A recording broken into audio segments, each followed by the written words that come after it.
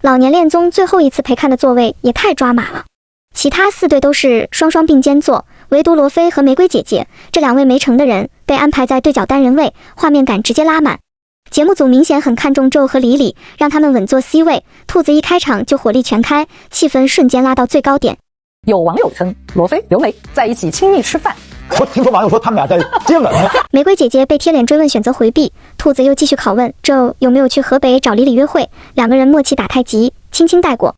而当兔子提到外界传言玫瑰姐姐和徐工是真爱时，玫瑰姐姐的回答真的很体面，既有边界感，也没有让兔子难堪。兔子，你什么时候改名叫刘梅了？晚宴那一段更是修罗场，马晴挨个点评约会对象，气氛尴尬到能听见呼吸声。罗非突然听到自己名字，紧张的耳机都掉了，那一瞬间真的有点好笑。你就总结男人了吧？每一个不一样啊。Ken 哥还在为马晴的多情耿耿于怀，时不时把矛头指向罗非。罗非在陪看时看到饭桌上马晴夸自己帅气的片段，才后知后觉意识到自己可能一直在被养鱼，脸色瞬间冷了下来。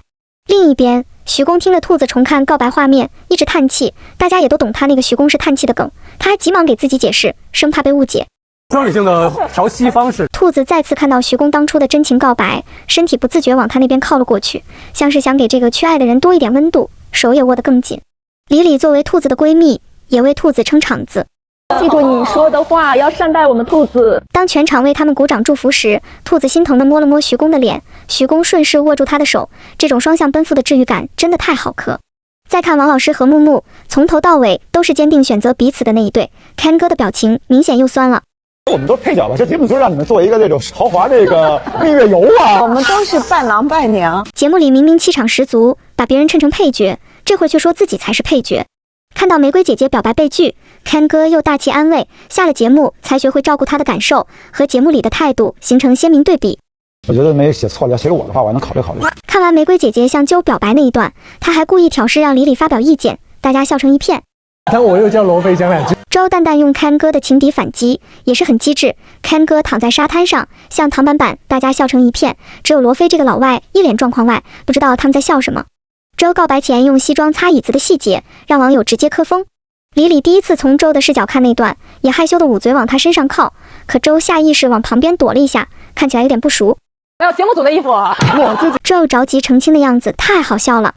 Ken 哥在锐评里环节和周下船时的反应也是一脸复杂。哎，俩人怎么没拉手呢？没有什么固定模式，他们在心里牵手就可以了。马晴还替他们解围，觉得 Ken 哥不该穷追不舍，让人难堪。周回对 Ken 哥的表白，好好笑。是埋尸吗？吐槽 Ken 哥布置的场地像埋尸现场，全场爆笑。马晴出场时，王老师点出了关键问题。你凳子擦了吗？能拿是擦到。Ken 哥从头到尾都沉浸在为爱付出的自我感动里，却很少真正为对方考虑。别的男嘉宾都会主动擦椅子，照顾细节，唯独他没有。他说一半的时候，我都开始准备要走了。我有一半，我都想等找一个台阶下，我就要撤了。他还自我剖白，说自己当时在找台阶下。其实不管成功与否，他都不会损失什么。表白成功皆大欢喜，不成功也当无事发生。他在意的始终是得失，而不是马晴的感受。这段马晴不知道是什么感想。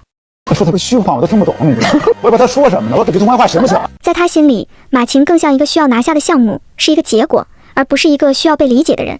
我实在不想跟他用过招了，你知道吗 ？Ken 哥其实早就不想再陪马晴玩什么欲擒故纵的游戏了，能在一起就谈，谈不了就算。这话听得洒脱，其实2个人走到这一步，也算是精准踩中了彼此的性格盲区。晴后来才知道，当初罗非之所以没有向他坚定表白，是因为误以为他已经和 Ken 哥站在一起。那一瞬间其实挺唏嘘的，他只要再坚定一点，也许故事就会改写。可偏偏因为摇摆和贪心，最后只抓住了眼前的 Ken 哥。重看那段时，马晴忍不住哭了。罗非的目光一直落在他身上，是关心，是在意，而 Ken 哥却把头别过去，不愿看他流泪。画面一对比，情绪立刻就出来了。马晴也坦诚反思，说自己在节目里太自我，没有顾及别人的感受，这一点他是认的。他还向罗非道歉，说自己给了他错误的信号。可那真的算错误吗？或许只是因为现在和 Ken 哥走到了一起，所以只能这样定义那段暧昧。而 Ken 哥依旧保持着一种理性豁达的姿态，总结发言，替自己挽尊，把局面往体面方向拉。最微妙的是，马晴竟然说自己欠罗非一封信，就像当初Joe写给玫瑰姐姐那样。可问题是，当初是罗非拒绝了他，如今却说的像是他主动放下罗非一样，这种叙事角度的转变，多少让人有点哭笑不得。不管怎么样了，你们找到对象或者后面怎么样，就是分手怎么样没关系，你跟我联系就可以了。罗非直接说分手了可以来找我，一句话把场子点燃。Ken 哥一边拥抱罗非示好，一边语气里带着阴阳。等我跟马晴分手的时候，他其实 Ken 哥这段看得出来，这人前面的大方都是演的，完全不顾一个马晴的感受。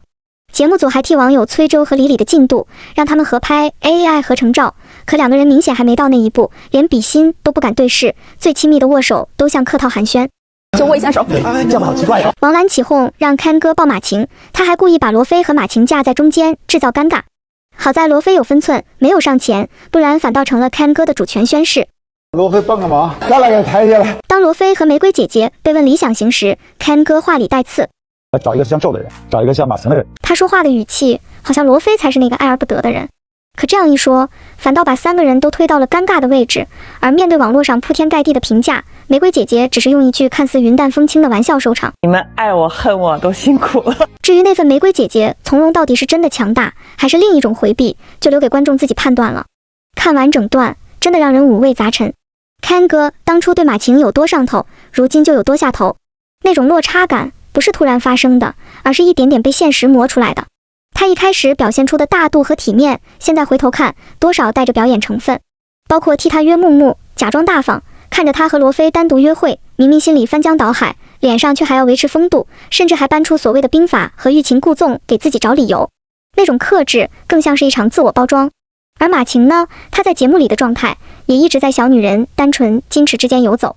或许她未必觉得自己是在演，但当一个人长期在不同关系里反复切换姿态，观众自然会察觉那种用力过猛。演到后来，观众都疲惫了。其实现实里也不乏这样的人，太用力去算计、去经营、去争取，耗尽心力得到的东西，最后反而守不住。感情一旦变成策略和博弈，就很难再回到最初的真诚。Ken 哥的体面，马晴的权衡利弊，走到后面都成了彼此的镜子。大家都没有把自己算赢。前两天看到几对嘉宾纷纷下场直播变现，现实感一下子就扑面而来。马晴甚至专门从上海飞到北京找 Ken 哥合体直播。镜头一开， Ken 哥明显憔悴了不少。从后期网友对他的反感情绪开始，他更新动态的频率就明显下降了。如今重新站到镜头前，很显然这个 CP 暂时还不能散。直播里其实挺微妙的， Ken 哥几次想为自己解释点什么，语气里是想表达态度，想讲清立场的那种急切。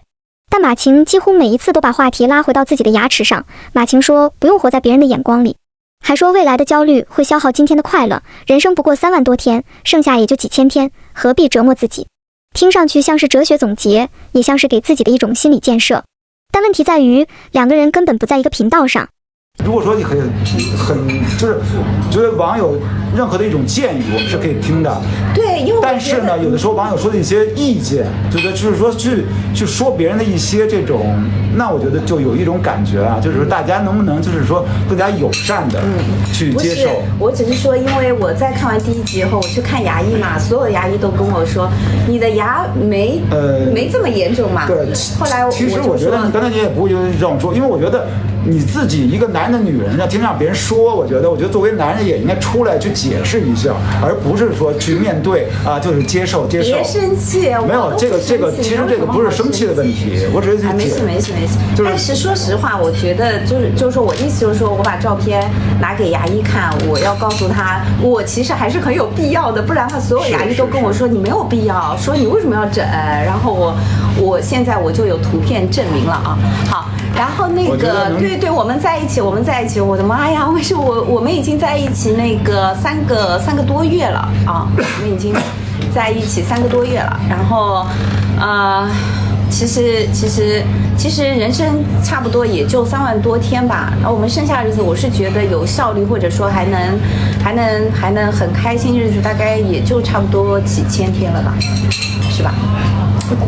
说一个伤感的话，反正我是觉得我不太考虑到过去，也不考虑到这个未来。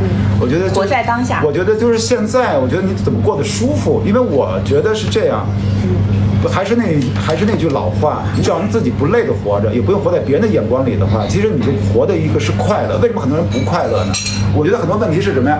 一天的事情就是不是所谓的这种现实的事情，想一天。